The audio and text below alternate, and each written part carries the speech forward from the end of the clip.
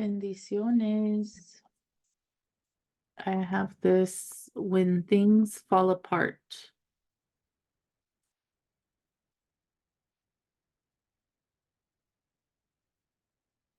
And this is chapter part 4. Relax as it is. The little top, it has a little blurb up there. Once we know this instruction, we can put it into practice. Then it's up to us what happens next. Ultimately, it comes down to the question of just how willing we are to lighten up and loosen our grip. How honest do we want to be with ourselves? The meditation instructions that Shogam Trungpa Rinpoche gave to his students is called Shamantha Vipassana meditation. When Trungpa Rinpoche was first taught in the West, something popped up on the screen, and it's distracting me. What did I? Is it this? Okay, let me put that down there. Okay.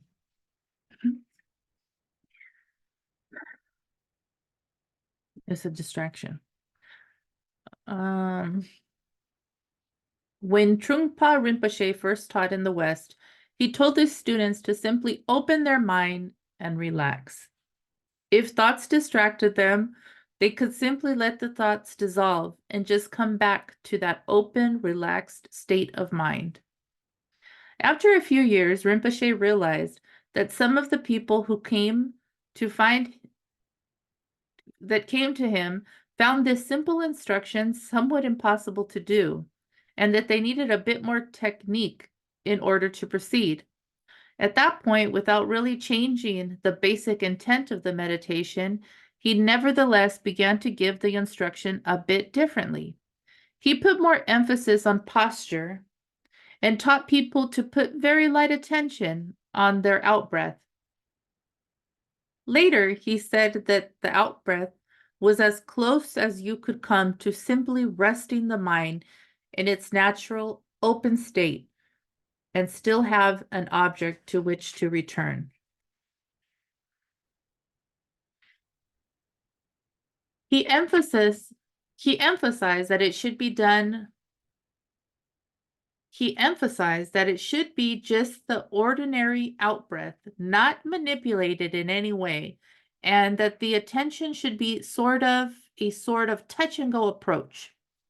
He said that about 25% of the attention should be on the breath, so that one will still be aware of one's surroundings and didn't consider them an intrusion or an obstacle to meditation.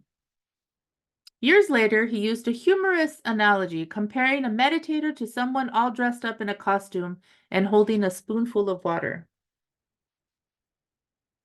One could be happily sitting there in one's fancy costume and still be quite undistracted from the spoonful of water in one's hand.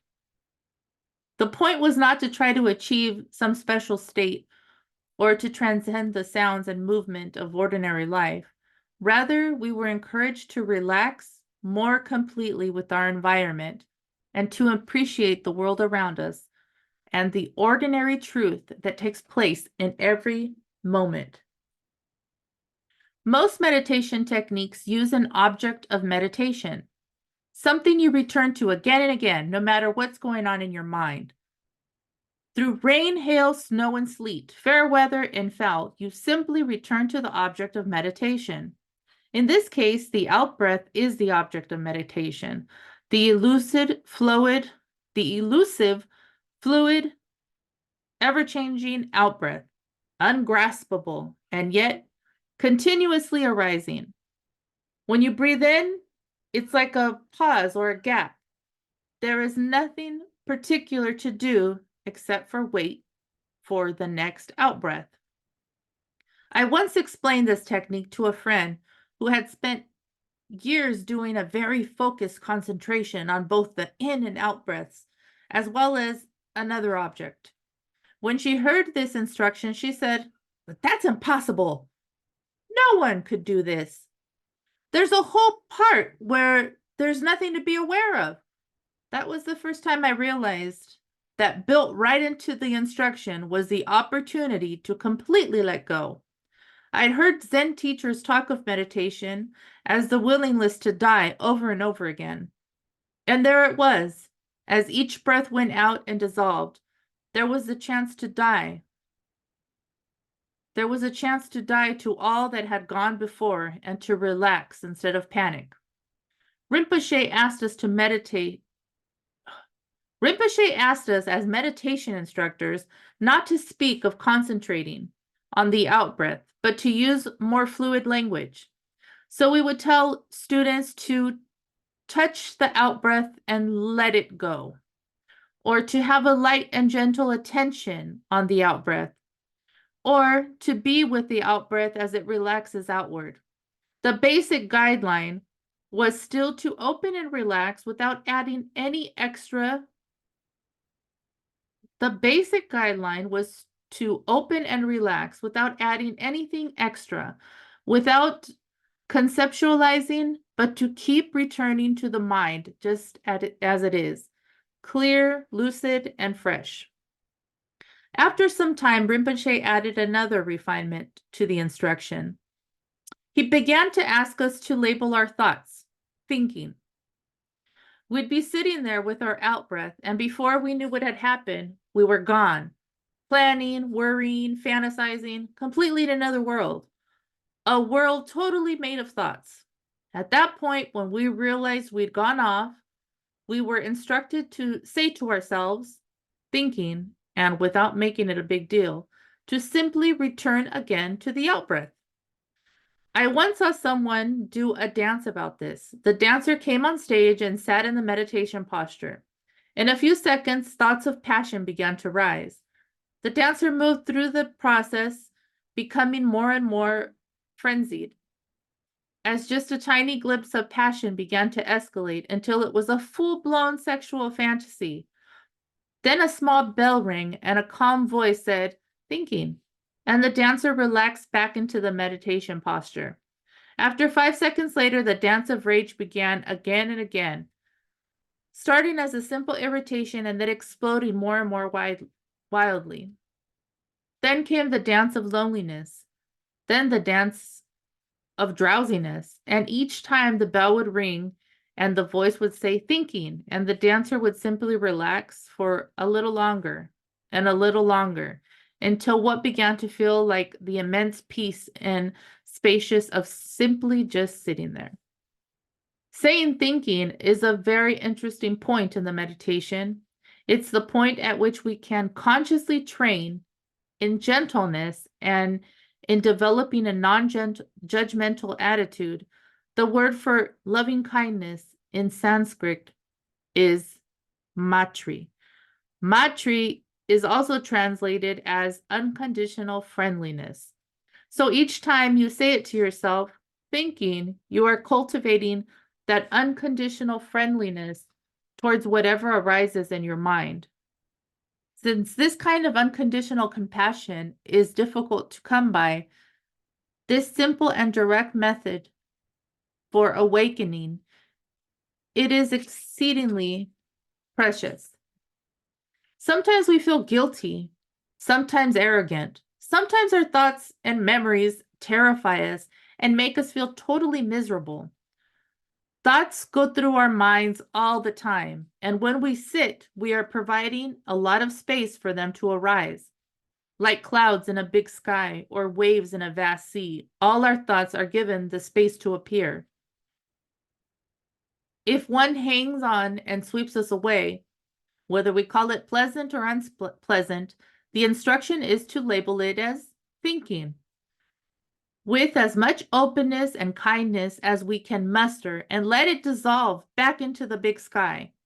When the clouds and waves immediately return, it's no problem.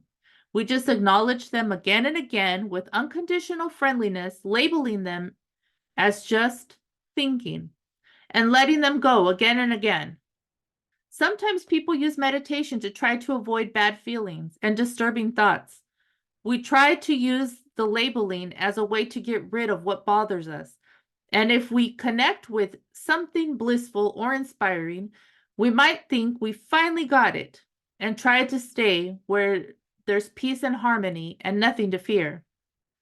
So right from the beginning, it's helpful to always remind yourself that meditation is about opening and relaxing with whatever arises, without picking and choosing. It's definitely not meant to repress anything, and it's not intended to encourage grasping either. Allen Ginsberg uses the expression surprise mind.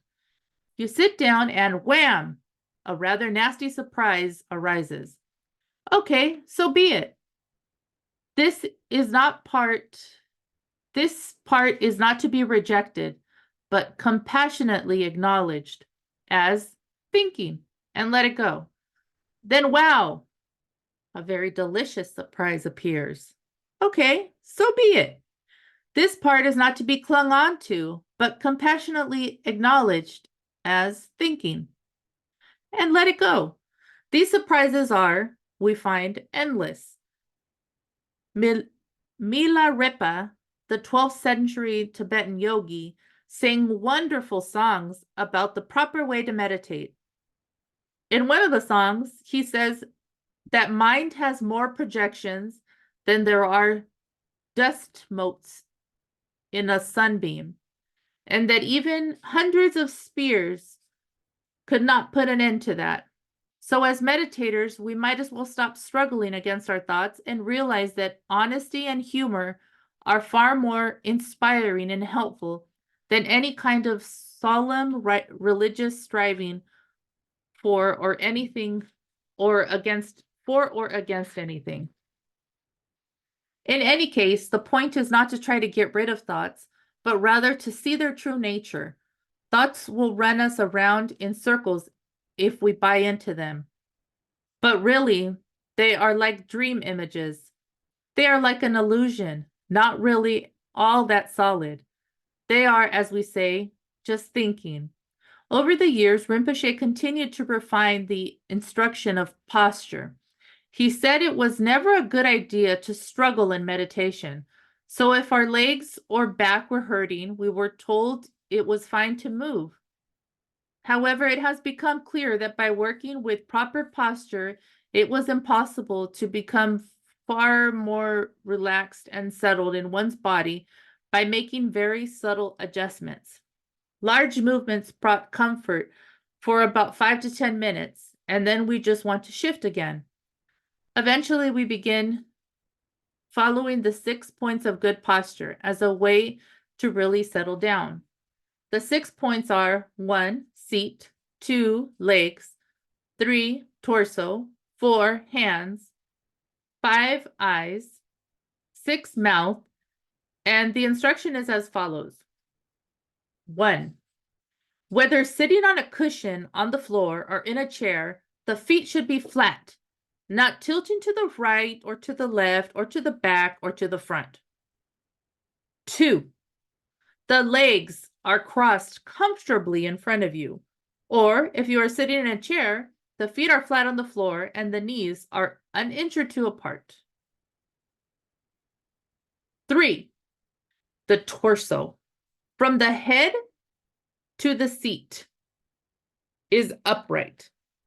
With a strong back and an open front, if sitting in a chair, it's best not to lean back.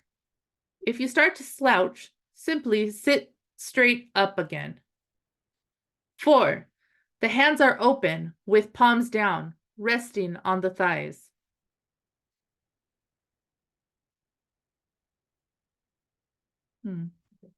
I read another meditation book that said the palms up.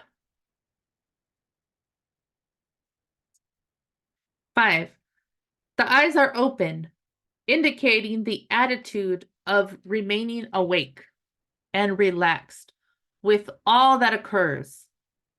The eye gaze is simply downward and directed about 4 to 6 feet in front. 6. The mouth is very slightly open so that the jaw is relaxed and air can move easily through both the mouth and nose. The tip of the tongue can be placed on the roof of the mouth. Each time you sit down to meditate, you can run through these 6 points.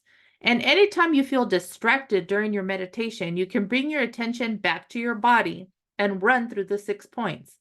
Then, with the sense of starting afresh, return once again to the out-breath. If you find that thoughts have carried you away, don't worry about it. Simply say to yourself, thinking, and come back to the openness and relaxation of your out-breath. Again and again, just come back to being right where you are. In the beginning, people sometimes find this meditation exciting. It's like a new project, and you think that if you do it, perhaps all the unwanted stuff will go away and you'll become open, non-judgmental, and unconditionally friendly. But after a while, the sense of project wears you out. You just find time each day and you sit down with yourself. You come back to that breath over and over through boredom, edginess, fear, and well-being. This perseverance and repetition, when done with honesty, a light touch, humor, and kindness, is its own reward. Once we know this instruction, we can put it into practice. Then it's up to us what happens next. Ultimately, it comes down to the question of just how willing we are to lighten up and loosen our grip. How honest do we want to be with ourselves? Bendiciones.